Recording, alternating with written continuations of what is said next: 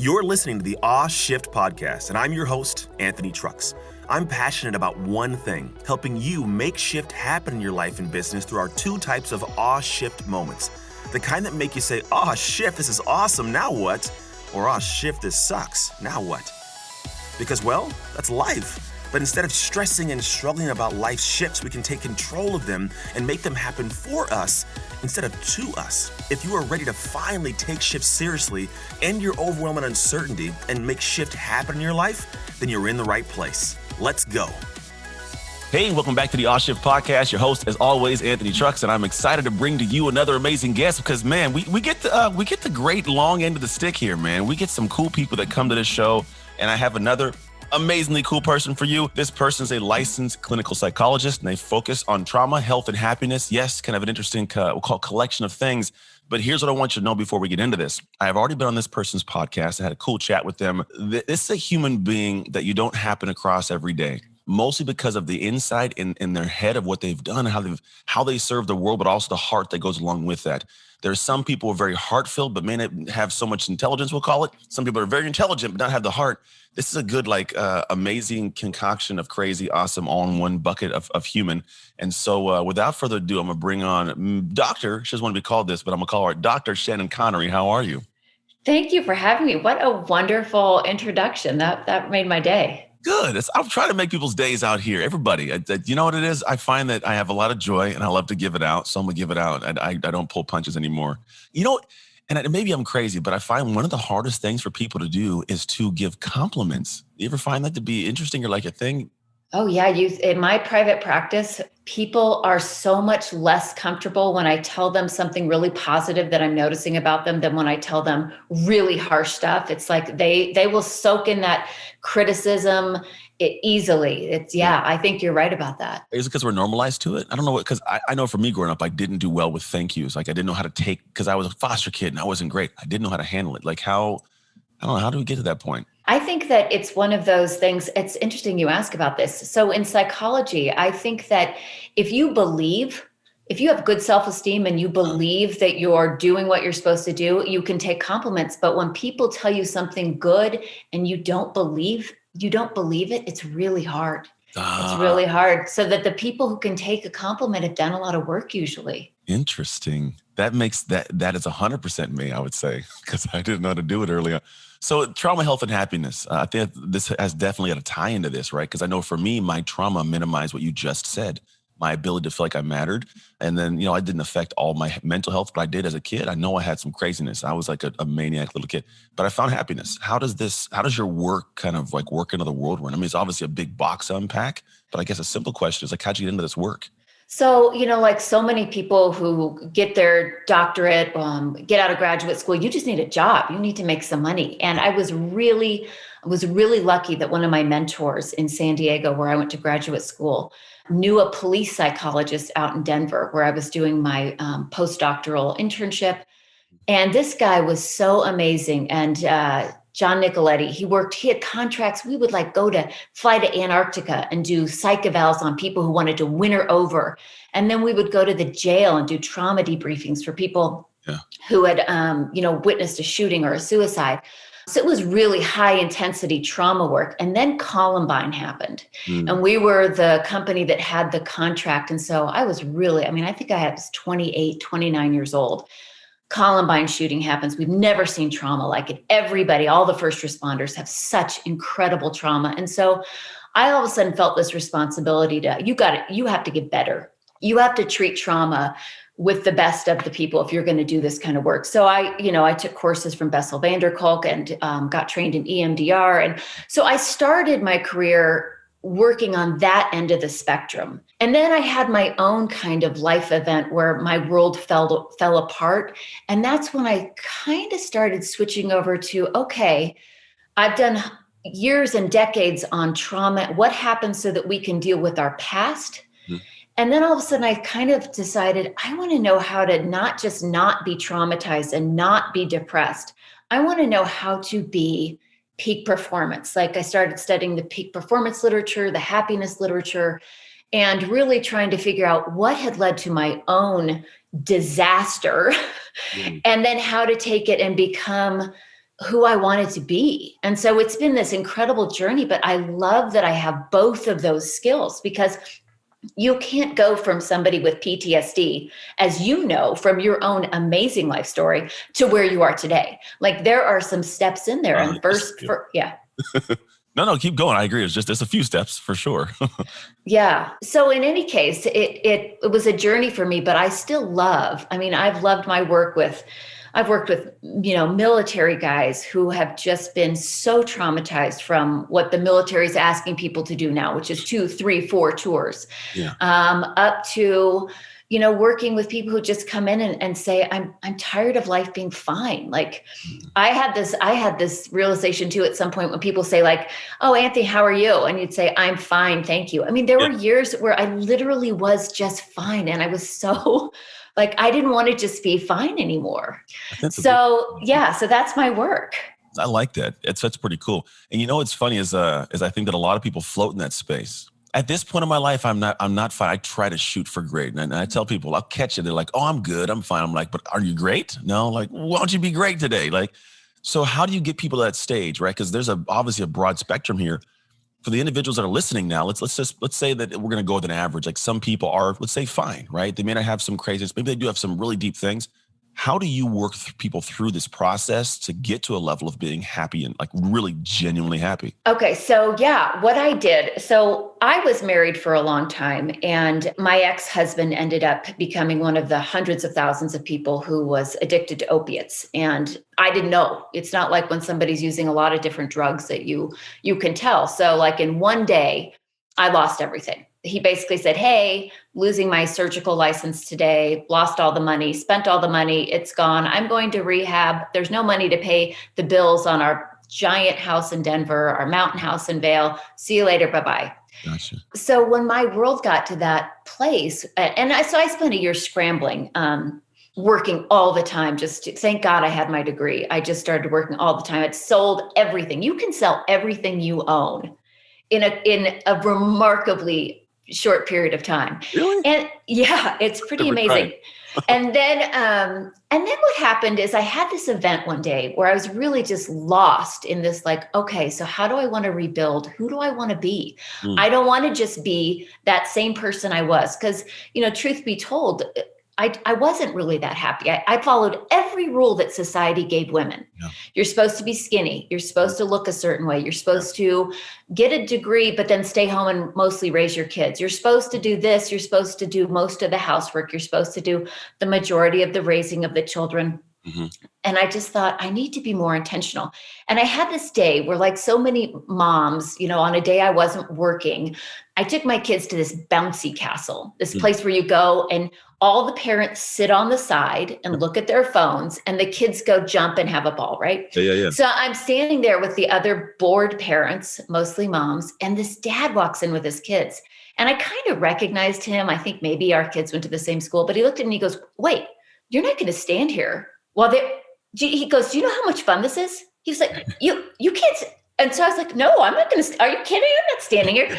Put my phone away, went and did like the obstacle course, jumped on all the stuff, just had so much fun. And that was really the start of me developing this program, because I realized parents don't have enough pleasure in their life. Yeah.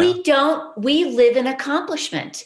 And so I started really studying this research, and I came up with 4 areas. Mm-hmm. And I just released a course on Friday. So I was super excited that you were asking.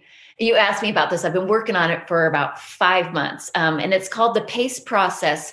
And it's about health and happiness and empowerment. But it has to do with every person balancing 4 areas of your life for you. You don't have the same needs that I do. I don't have the same needs as other working moms or stay-at-home moms, but you have to have pleasure.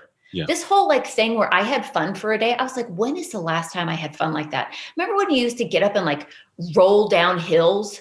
Yeah. Or swing on swings or jump rope or make up games or all these things we did. And then there's a day we just stop. Yeah. And now there's an adult type of pleasure, but adding pleasure to every single day is something I intentionally do now. Yeah. The second area is accomplishment. And that's you've got to figure out what fills you up for work. Mm-hmm. If you go to work from 9 to 5 and you don't enjoy it, you got to change it. Yeah. Work does not have to be paid. That's something a lot of stay-at-home moms who are doing what I think is the hardest work in the world. So there's a way to reassess accomplishment so that you have low, medium, and high levels of accomplishment goals and that you're working towards them. And then the last two are connection and exercise. So I created this PACE program because I think that so many women I was working with were doing two things. They were focusing all of their creative energy on things like my next diet, my next cleanse. I gotta lose the 5 pounds. I'd be at lunches with women who had degrees, who were bright, brilliant, beautiful. And everybody was talking about what's cleanse they could do to lose the 4 pounds they put on over Christmas. Yeah. And I just started getting so like, is this it? Is this what we're going to focus our creative energy and our passion on? And so that's what I do. And the second part is that women give away their power. And so a big part of my course and a big part of taking responsibility for your happiness has to do with creating values and then not letting life get in the way of those. So in other words, people get angry all the time. And a lot of people would come to my office and they'd say, I'm just so mad at my husband. If he didn't golf all the time, then I would be happy, because I'd have more time. And then I do. And it's like blaming somebody else because of your lack of happiness. I just started saying one day, like, well, where's your golf?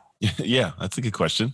Very good question. Your husband can't wait to get up on Saturday morning to play golf. What is your golf? And people would look at me like, you're not hearing me. I'm hearing exactly what I need to hear, which is that you need to get excited about something, not just angry that other people aren't providing it for you. And so that's really become my passion, is really helping people figure out how to add the things that really create happiness to their lives and how to take 100% responsibility for their own empowerment and happiness. That's a scary thing to do, though, because you're putting a lot of power in people's hands that I think feel powerless, right? Because you're saying it's up to you. But like, how do you start the process of something? Because I know that this journey you're talking about, I totally get it. My family, so I did like the Ninja Warrior stuff, and when we're out and about, I'll play around. Like I call it hardcore parkour. I'll like kick the walls and jump around for no reason. But like I have fun with it because I'm a big dude, and I just like I look stupid doing it. My kid's like, Dad, stop. I'm like, no, I'm not gonna. This is me. But like, it's hard to take that ownership of your life. I think there's times when I wasn't in this space. How does somebody, like, I get the PACE process and all that.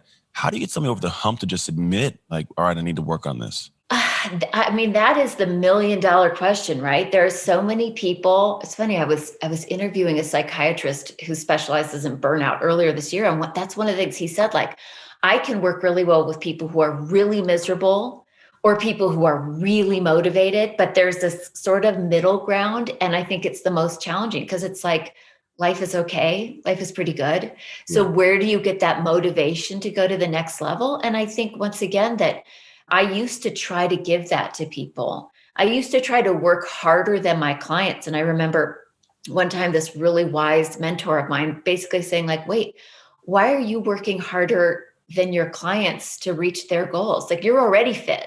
You're already successful. So why are you working harder than they are? And so that's just one of my things. If the people who come to me have to want to make this change, they have to be ready at some level to do the work. If they're not, they show you quickly. Very quickly. I have, 100 people a year come in and say, I want you to help me lose weight. Mm-hmm. And part of it's from trauma. So I'm like, great, we're going to work past your trauma. And then I'll say, and here's the first thing I want you to do. I want you to stop drinking and eating processed sugar while we're doing the work. And I'll get oh no, like right away from a high percentage, like, no, I can't do that for my work.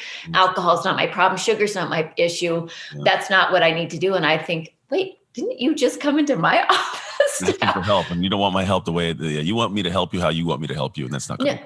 Right. So you're right. Like, somebody has to be ready, but that's not my job to create readiness in somebody. Some people are just at that stage where they don't want to do it anymore. They don't want to live Groundhog Day anymore. Yeah, that's a good place to be. And I think the pandemic, don't you think this, crazy, Anthony, that this has been such a time of people really seeing, like, who are you without your distractions? Yeah, I think that's the thing that's messed up a lot of relationships. I say messed up. I think it's exposed the truths about a lot of relationships, a lot of personal, self-worth.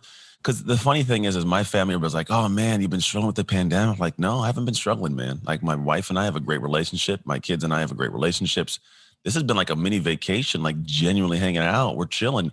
But I was like, I almost didn't want to say that because I want people to feel bad. But what it did is like, I could now tell where you're at in your life. You telling me that was a big red flag of like, oh, you need some help, man. Like that can't be your life.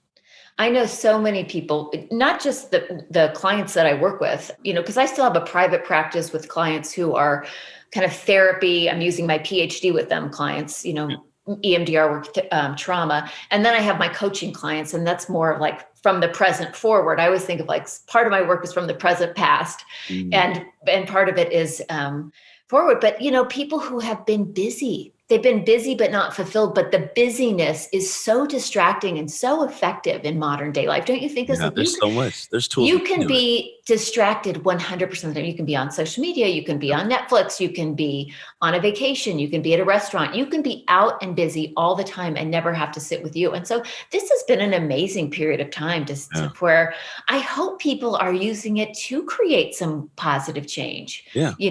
Or just distracting, unfortunately, because the whole system of the world is designed to distract us to look at the things that they want us to buy things. And most people don't have a good relationship with the person that's inside their head. That is very profound. I think you're right. How did you do it? I mean, because you switched, you went from somebody who was my life. Yeah. I broke my life, and then I got tired of it. And I think it's the first part of it. Like, I guess my thing is, so if I put myself in this position, I would love to know how you would apply this PACE process to me. I was in a position before I actually kind of like snapped out of it, but I was going through the whole rigmarole of like, I had multiple partners, and, I was divorced, and I was kind of a present dad, but I'd be there for my days, but not outside of that. Like, oh, it's not my day, I'm not going to the sports game kind of thing. And like, I snapped out of it because I had a shame moment. But I think for me, like, it was enough for me. How about the person who's just got used to absorbing that, and they're kind of deep in that shame? Well, there's a lot of work, there's a lot of work that's done. And that's why I call my program the PACE process, because I feel like it's not a destination. Like, this work it's the fun part is figuring out, okay, like, let's look. So if we took one area of that, let's say connection, because I think connection is the most important thing in everybody's life, like of all the areas. Mm-hmm. So first we're going to look at somebody's, like, who's in your life now? Who do you let in? Do you have enough people in your life? Do you have too many? If you have too many, are you exhausted, or does it, by it? And how come? So all of these little intricate questions lead you down a different path. If you have too many people in your life, the question is, are you bad at setting boundaries? Do you say no?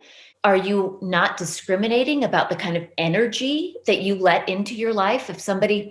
We all have family members or people from work or people we know who we don't want to be with. Yeah. But maybe they want to be with us. So that's one skill. But this ability to say, okay, is it a state or a trait? Do you chronically have these problems? Do you not have enough friends? And that is a chronic situation. Mm-hmm. So that you see whoever will see you, but you're not creating. So then we're going to do work on the person. Because if you don't have good relationships chronically, that is a moment of empowerment where I get to say, then it's about you. Yeah. You are the common denominator. So Do you show up negative? A lot of people think they are genuine, but they're negative. Nobody wants negative people around. I'm real. You're really mean. Yeah. We all have so much energy. I protect my energy like most people protect their time. Yeah. So, so I'll work with people on energy. We'll talk about envisioning a cup half filled with water, because you wake up in the morning, you got pretty good energy, you just got a night of sleep.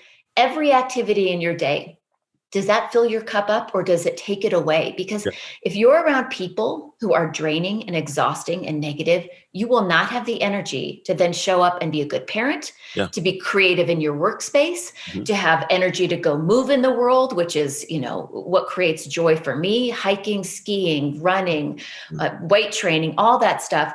And so it sounds simple, pleasure, accomplishment. It's not. I mean, it's really deep work where you want to create relationships like you now have with your wife. As I know your story, that didn't come easily. No. You guys showed up as different people when you were young, and it didn't work. Yeah. But now you show up with honesty, integrity, you do the work, you're trustworthy. She is too. It's a process. And if you have a life filled with those kind of people versus the energy vampires versus the people who, are negative, your life might oh, I have 5 friends. I used to have 5 friends. It's a totally different life. Yeah, it is. Vastly different. I love this. And so that's the kind of coaching I do. A lot of people it's not the what, it's the why.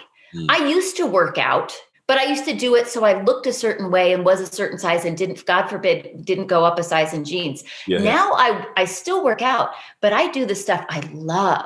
Yeah. I train for stuff. I weight train. I never thought like, oh, I'm an older woman. Like I weight train hard. I'm the only woman in my gym who can do pull-ups, unassisted. I see you get it.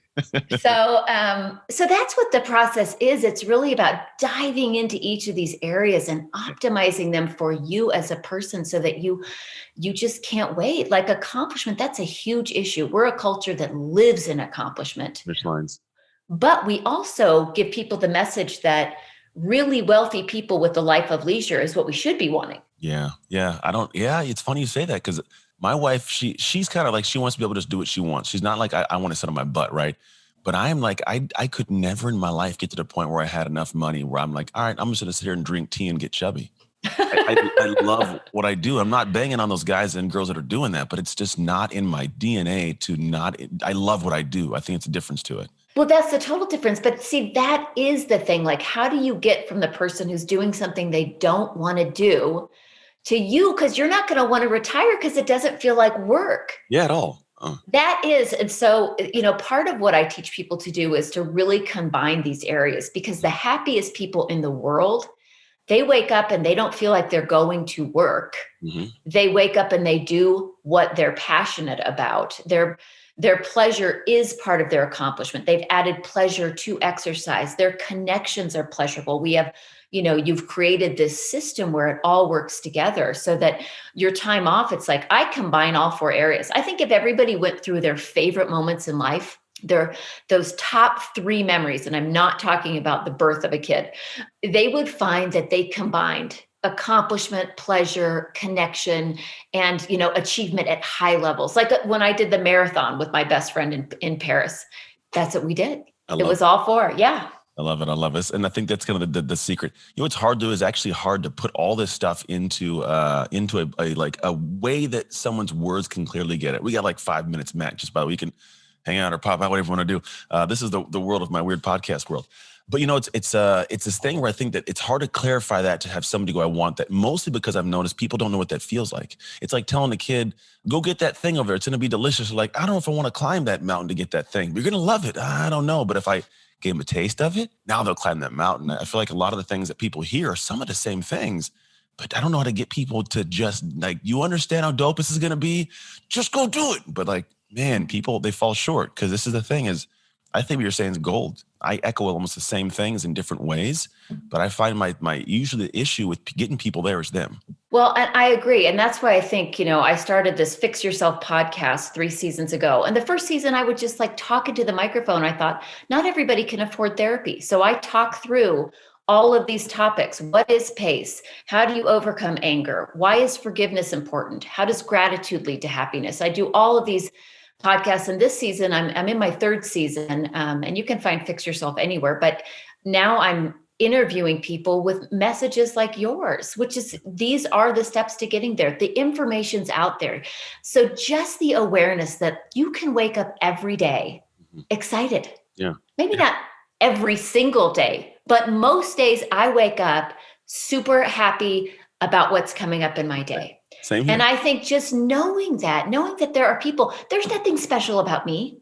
There's nothing special about me that means I can do something that 99% of the world can't do. If I can do it, you can do it. If you can do it, your story, I can't wait to release my podcast with you. Your story is unreal.